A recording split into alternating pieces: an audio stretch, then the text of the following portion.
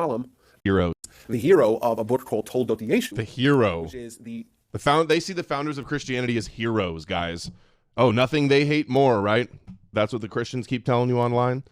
No, they actually see the founders as heroes that brought the Gentiles to Noahide laws. Jewish, which is a book that outlines, that delineates the Jewish perspective of early Christianity's development. And it talks about one of the rabbis going undercover, right, creating a fifth column, and infiltrating the nascent Christian movement, rising to the top, and then taking them away from Judaism. So the guy who suggested it in the Council of Rabbis said, okay, fine, why don't you do it? I was like, okay.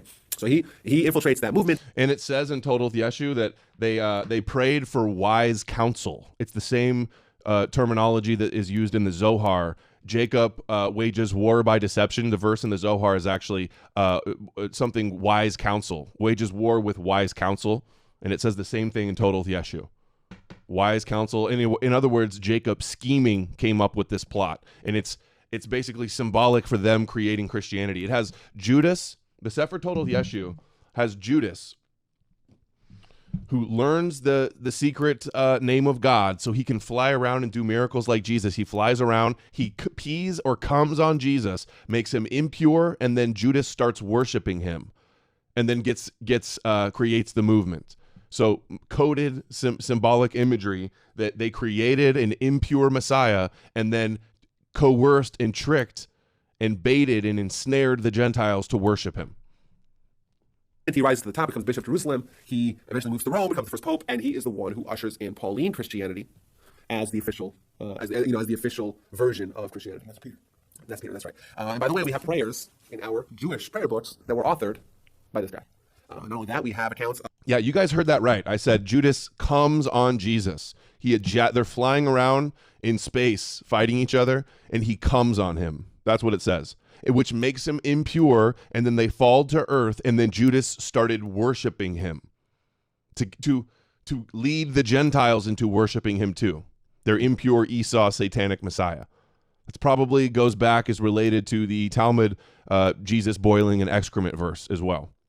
Of letters that he maintained with the rabbis, where he wrote letters to them, and they have the correspondence back and forth, even though he's masquerading as the leader of this Christian movement. Right? Masquerading as the leader of the Christians, unreal. Let me show you this.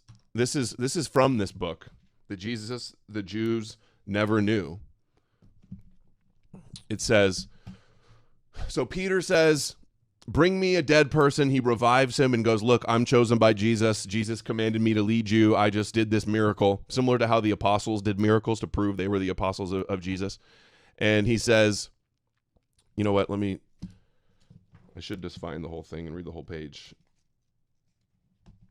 Oh, you guys got to read this book. It's so good. Here, I'll read you the part. It says,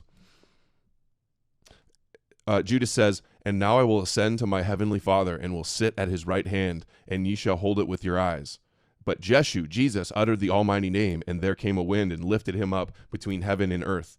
For with Judas invoked the same name, and the wind also suspended him between heaven and earth, and thus both soared around about through the air. There's other myths about Jesus floating around in the heavens, ascending and descending, fighting with his twin.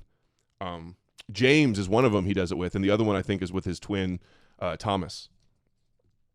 So Jesus and Judas wrestled together in the heavens, just like Jacob wrestles with the oversoul, the angel of Esau or Satan, or just like Judaism wrestles with Christianity. They wrestled together, and Judas, seeing that his strength was not equal to that of Jesus, moistened him with the sweat of his body. And then it says in the footnote that it's a euphemism, and it means urinating or ejaculating semen on him.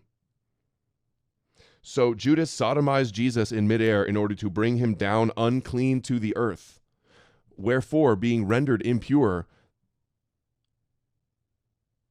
and then it says Judas started to worship him.